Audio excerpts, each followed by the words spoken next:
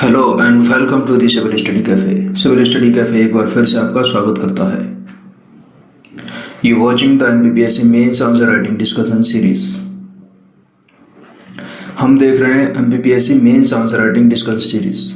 नमस्कार दोस्तों, देखिए अभी तक हम देख चुके हैं 2018 का पेपर नंबर 1 और पेपर 1 में भी हम सेक्शन ए पूरा कंप्लीट कर चुके हैं। सेक्शन ए में हमने देखा 15 मार्क्स के सारे क्वेश्चंस, उसके बाद हमने देखा 6 मार्क्स के सारे क्वेश्चंस और हमने उसके बाद देखा 15 मार्क्स के सारे क्वेश्चंस। अब हम बात करते हैं सेक्शन बी या फिर पार्ट बी 2018 का पेपर नंबर 1। ठीक है, इसमें हम देखेंगे 15 मार्क्स के सारे क्वेश्चंस, 6 मार्क्स के सारे क्वेश्चंस और 3 मार्क्स के सारे क्वेश्चंस। तो आज की हमारी डिस्कशन सीरीज में है 3 मार्क्स के सारे question section B. Okay guys, तो फिर शुरू करते हैं। क्वेश्चन नंबर 1, देखिए क्वेश्चन नंबर 1 क्या है? विंध्याचल पर्वत श्रृंखला किन पर्वतों का समूह है? फिर से रिपीट करता हूँ, विंध्याचल पर्वत श्रृंखला किन पर्वतों का समूह है। इसमें आपसे ये नहीं पूछा जा रहा कि विंध्याचल पर्वत कहाँ है, उसमें क्लियरली ये पूछा जा रहा है कि यह श्रृंखला जो है वो किन पर्वत समूहों के किन पर्वतों का समूह है। तो हमें ये श्रृंखला जो है वो किन पर्वतों का समूह है, सिर्फ उसी का आंसर हमें इसमें देना है। तो इसका आंसर हो जाएगा भारत के पश्चिम मध्य में स्थित भांडेर श्रेणी और कैमूर श्रेणी में स्थित है। यानी कि विंध्याचल पर्वत श्रृंखला जो है वो भांडेर श्रेणी और कैमूर श्रेणी में स्थित है। तो ये आपका आंसर हो जाएगा। ओके, देखिए 3 मार्क्स के क्वेश्चंस होते हैं, उसमें 3 मार्क्स के क्वेश्चंस में 30% क्वेश्चंस ऐसे होते हैं जो आपको नहीं आ रहे हैं और आपको उस क्वेश्चन से रिलेटेड कुछ पता है तो आप उसको मेंशन कर सकते हैं। लेकिन 70% क्वेश्चंस 3 मार्क्स के ऐसे ही होते हैं जिनको जैसा पूछा जा रहा है उसका आंसर आपको उसी वे में करना होता है। तो आप रट्टे फट्टे मत मारिए। यदि आप रट्टे फट्टे मारते हैं तो इससे आपका जो आंसर है उसकी वैल्यू कम हो जाती है और जो कॉपी चेक करता है उस पर भी इफेक्ट नेगेटिव आपके आंसर्स का जाता है। ओके गाइस, तो नेक्स्ट क्वेश्चन डिस्कस करते हैं। Question number 2। क्वेश्चन नंबर 2 में है संप्राय भूमि क्या है, यानी कि पेन प्लेन जो होता है, एरिया है ना, वो क्या होता है। देखिए नदी अपर्दन चक्र की अंतिम अवस्था होती है ये, और नदियों के बाद मैदान परस्पर मिलकर लगभग समतल मैदान का निर्माण करते हैं। ठीक है, जो नदियां का जो अपर्दन होता है उसके बाद का जो फेज आता है उससे जो निर्माण होता है मैदानों का, उसको हम संप्राय भूमि के नाम से जानते हैं। ठीक है, तो ये तो था हमारा संप्राय भूमि क्या है, यानी कि पेन प्लेन एरिया क्या होती है। ठीक है, उसके बाद नेक्स्ट क्वेश्चन देखते हैं। Question number 3। क्वेश्चन नंबर 3 में आपसे पूछा जा रहा है पेंडा कृषि से क्या अभिप्राय है। फिर से रिपीट करता हूं, पेंडा कृषि से क्या अभिप्राय है। देखिए नॉर्मली तो इसमें आंसर ये है कि आंध्र प्रदेश और तेलंगाना में विस्तृत स्थानांतरित कृषि या फिर पेंडा कृषि का नाम दिया गया है। होता यह है, पेंडा कृषि क्या होता है, देखो आपने देखा होगा जंगलों में पेड़ों को और वनस्पतियों को काट दिया जाता है और उस भूमि को साफ कर दिया जाता है, यानी कि और वहाँ पर जो वनस्पति पेड़ पौधे होते हैं उनको जला दिया जाता है, काट दिया जाता है वहाँ से, और उस भूमि का इस्तेमाल होता है कृषि के लिए। ठीक है, और जब ऐसी क्रियाकलाप होती है तो इसी को हम बोलते हैं, या तो स्थानांतरण कृषि भी आपने पढ़ा होगा, झूम खेती भी आपने पढ़ा होगा, और उसका और भी नाम है जिसका एक नाम है पेंडा कृषि। तो पेंडा कृषि से क्या अभिप्राय है, यानी कि स्थानांतरित कृषि जो होती है वही पेंडा कृषि होती है। ठीक है, नेक्स्ट क्वेश्चन देखते हैं। Question number 4। क्वेश्चन नंबर 4 है मध्य प्रदेश के 3 ताप विद्युत केंद्रों के नाम बताइए। अब देखिए फिर से रिपीट करता हूं, मध्य प्रदेश के 3 ताप विद्युत केंद्रों के नाम बताइए। अब इस क्वेश्चन को आपको आ रहा है या नहीं आ रहा है, आंसर इसका आप कर पा रहे हैं या नहीं कर पा रहे हैं। यदि आपको इसका आंसर नहीं पता तो आप कुछ भी रट्टे फट्टे नहीं मार सकते इसमें। ठीक है, आपको आंसर आ रहा है तो ही आप इसको सॉल्व कर सकते हैं, तो ही आप अपना आंसर लिख पाएंगे, अन्यथा आप आंसर नहीं लिख पाएंगे। इसमें कुछ भी नहीं एक्स्ट्रा आप एडिशन कर पाएंगे, क्योंकि डायरेक्टली वो आपसे पूछ भी यही रहा है कि मध्य प्रदेश के 3 ताप विद्युत केंद्रों के नाम बताइए। यदि आपको ताप विद्युत केंद्रों के नाम पता हैं तो आप लिख पाएंगे, अन्यथा आपका क्वेश्चन वो खाली छूट जाएगा। ठीक है, तो इसका आंसर देख लेते हैं। 3 ताप विद्युत केंद्र। देखिए सबसे पहला तो है सतपुड़ा सारणी ताप परियोजना, ये बैतूल में है, ठीक है। और उसके बाद है फिर गाडरवाड़ा सुपर ताप विद्युत परियोजना, देखिए ये नरसिंहपुर में स्थित है। और एक है बुंदेलखंड सुपर ताप विद्युत परियोजना, ये छतरपुर में स्थित है। तो ये थे 3 ताप विद्युत केंद्रों के नाम। अब चलते हैं आगे। नेक्स्ट क्वेश्चन है आपका तापी या फिर ताप्ती नदी, ठीक है। देखो तापी या ताप्ती एक ही बात है, अलग अलग नाम दे दिए जाते हैं, तो आप कंफ्यूज मत होइएगा, कंफ्यूज होने की कोई बात इसमें नहीं है, ठीक है। तापी नदी के उद्गम स्थल का नाम बताइए। क्वेश्चन आपसे क्या पूछ रहा है? क्वेश्चन आपसे ये पूछ रहा है कि इसके उद्गम स्थल का नाम बता दीजिए आप, बस सिंपल है ना। अब इसमें आपको बहुत ज़्यादा कुछ लिखने की ज़रूरत नहीं है।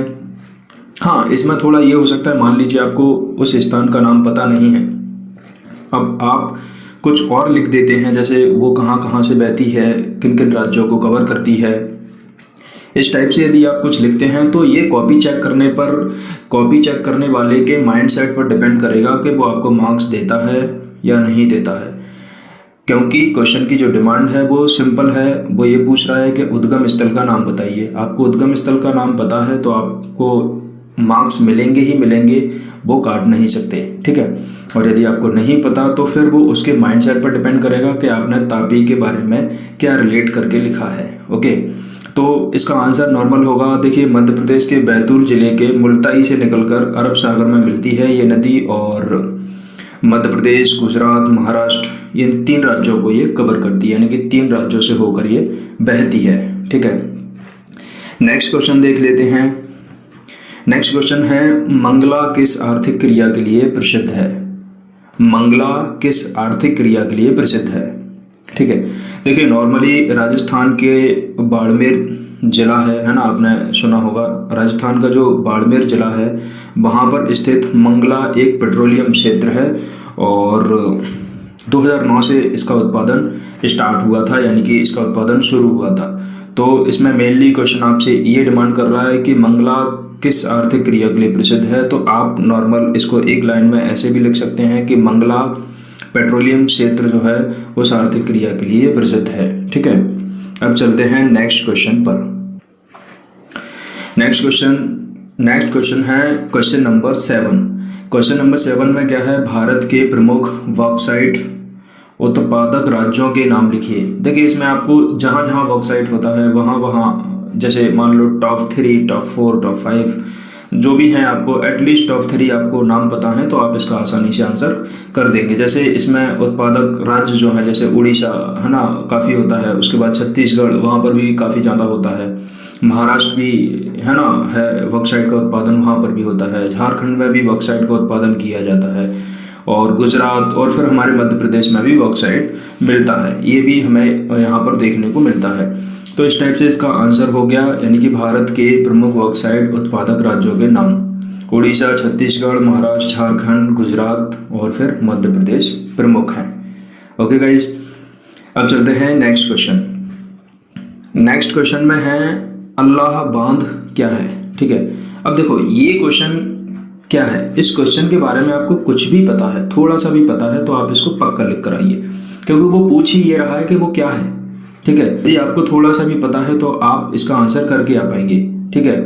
इसमें क्या है, देखो गुजरात में भूकंप आया था, आपको पता होगा, और उस भूकंप के द्वारा ही इसका निर्माण हुआ है ना, और अवरोधक को हम अल्लाह बांध के नाम से जानते हैं, है ना, यानी कि भूकंप द्वारा निर्मित अवरोधक को हम अल्लाह बांध के नाम से जानते हैं, और लगभग 80 किलोमीटर लंबा ये है ना, इसका 80 किलोमीटर लंबाई तक इसका निर्माण हो गया है, यानी कि भूकंप के द्वारा। तो ये तो है इसका आंसर। अब चलते हैं नेक्स्ट क्वेश्चन। नेक्स्ट क्वेश्चन में आपको पूछ रहा है लू क्या है।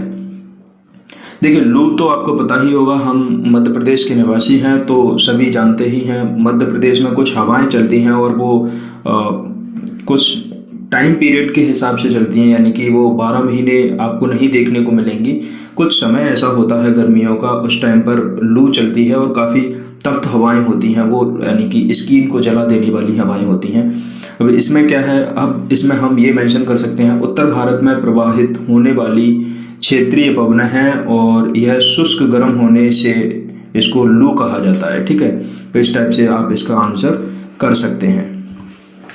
नेक्स्ट क्वेश्चन देखते हैं। नेक्स्ट क्वेश्चन है एटॉल क्या है। एटॉल क्या होते हैं? देखो, एटॉल होते हैं प्रवाल द्वारा निर्मित, ठीक है, अर्धचंद्राकार गोल प्रवाल भित्ति एटॉल कहलाता है। ठीक है, और यह मूंगा चट्टानें भी होती हैं। यानी कि आपने जब समुद्रों के बारे में, जब हम ओशियन सी के बारे में जब पढ़ते हैं, हम ओशियंस के बारे में जब हम पढ़ते हैं तो उसमें हमें मूंगा चट्टानें के बारे में पढ़ने को हमें मिलता है, और जो मूंगा चट्टानें होती हैं, है ना, उन्हीं को हम एटॉल के नाम से भी जानते हैं। ठीक है, तो ये तो था आपका क्वेश्चन नंबर 10। अब बात करते हैं क्वेश्चन नंबर 11 में है मध्य प्रदेश के कागज उद्योगों के प्रमुख केंद्रों के नाम लिखिए। फिर से रिपीट करते हैं, मध्य प्रदेश के कागज उद्योग के प्रमुख केंद्रों के नाम लिखिए। अब देखिए, आपको केंद्रों के नाम पता है या फिर ये कहाँ पर हैं, कहाँ पर लोकेट हैं, तो आप इसलिए इसको हैंडल कर सकते हैं। इसमें है नेपानगर, बुरहानपुर, जो कि नेपानगर जो है वो बुरहानपुर में आता है, और होशंगाबाद में भी मिलते हैं, है ना, और अमलाई यानी कि शहडोल में भी हमें कागज उद्योग देखने को मिलते हैं, देवास में भी मिलते हैं, और लगभग इंदौर में भी हमें देखने को मिलते हैं। तो लगभग इतने सारे क्षेत्रों में हमें कागज उद्योग केंद्र देखने को मिलते हैं। इस टाइप से आप इसका आंसर इजीली हैंडल कर सकते हैं। ओके, अब देखते हैं क्वेश्चन नंबर 12। क्वेश्चन नंबर 12 क्या है? तो इसमें पूछ रहा है, ज्योग्राफी का क्वेश्चन है, इसमें पूछ रहा है अपभू तथा उपभू ज्वार को परिभाषित कीजिए। ठीक है, अपभू और उपभू ज्वार को परिभाषित कीजिए। इसमें है क्या? देखो, जब पृथ्वी यानी कि जब पृथ्वी के चंद्रमा काफी निकट होता है, या फिर हम यूँ भी कह सकते हैं जब चंद्रमा पृथ्वी के निकट होता है, उस सिचुएशन को हम उपभू कहते हैं। और जब चंद्रमा पृथ्वी से अधिकतम दूरी पर स्थित होता है, यानी कि चंद्रमा जो है वो पृथ्वी से काफी दूर चला जाता है उसका चक्कर लगाते लगाते, तो उस स्थिति को हम अपभू के नाम से भी जानते हैं, यानी कि जो कि उच्च ज्वार और निम्न ज्वार का कारण होता है। देखिए, जब पृथ्वी के चंद्रमा नजदीक होता है तो उस टाइम पर उच्च ज्वार होते हैं, आपको पता होगा, ज्योग्राफी आपने पढ़ा होगा। और जब चंद्रमा पृथ्वी से काफी दूर हो जाता है तो उस टाइम पर निम्न ज्वार आते हैं। तो ये था आपका क्वेश्चन का आंसर, अपभू तथा उपभू ज्वार को परिभाषित कीजिए। ठीक है, अब चलते हैं नेक्स्ट क्वेश्चन पर। नेक्स्ट क्वेश्चन आपसे पूछ रहा है क्वेश्चन नंबर 13 आपसे पूछ रहा है 2001 से 2011 के दशक में मध्य प्रदेश में शिशु जनसंख्या वृद्धि दर क्या थी। फिर से रिपीट कर लेते हैं एक बार, 2001 से लेकर 2011 तक के दशक में मध्य प्रदेश में शिशु जनसंख्या वृद्धि दर क्या थी।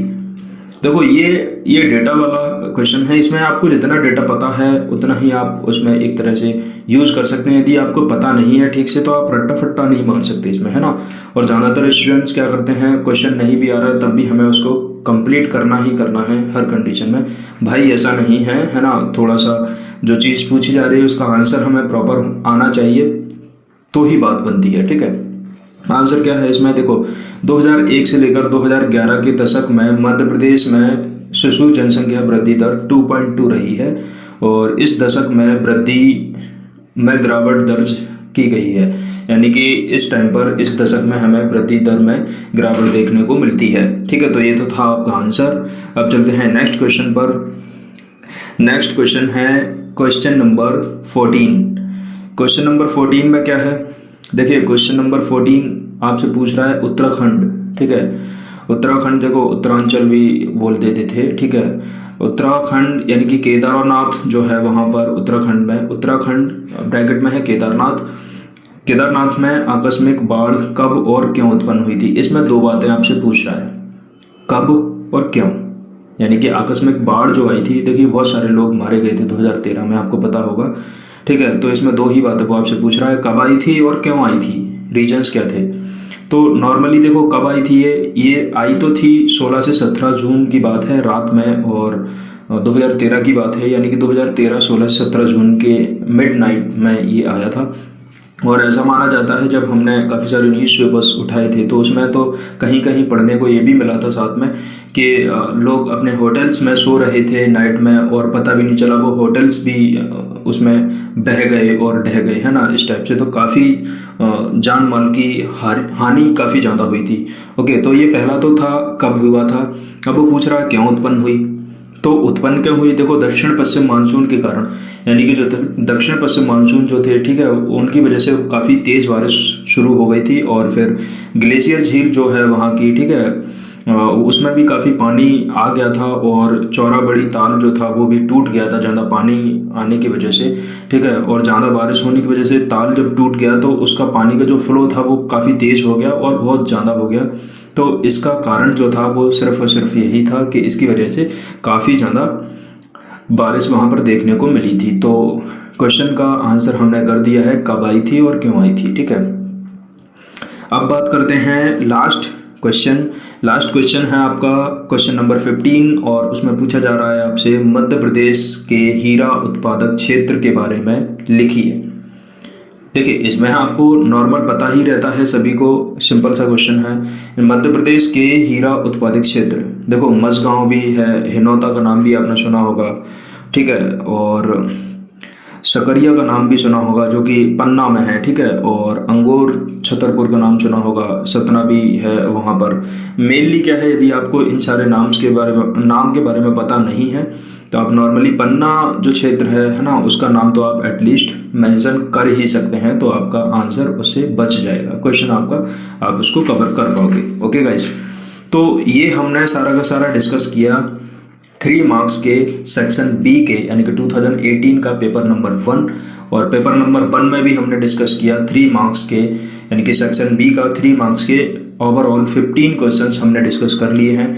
नेक्स्ट वीडियोस में हमारे 6 मार्क्स के सारे क्वेश्चंस डिस्कस किए जाएंगे और आफ्टर दैट 15 मार्क्स के क्वेश्चंस डिस्कस किए जाएंगे। एक एक करके हम बहुत अच्छे तरीके से चलेंगे। कंक्लूजन कैसे होना चाहिए, बॉडी पार्ट में क्या होना चाहिए, इंट्रोडक्शन कितना ज़्यादा अट्रैक्टिव होना चाहिए, इन सारी चीज़ों पर हम बात करते रहेंगे और डिस्कस करते रहेंगे गाइस।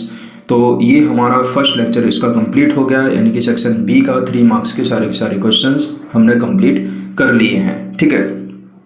तो गाइस वीडियोस आपको अच्छे लगे तो आप इनको लाइक कीजिए और ज़्यादा से ज़्यादा फ्रेंड्स के साथ में शेयर कीजिए, फेसबुक, ट्विटर, जहाँ जहाँ आप सोशल मीडिया पर एक्टिव रहते हैं, और सभी के साथ में शेयर कीजिए।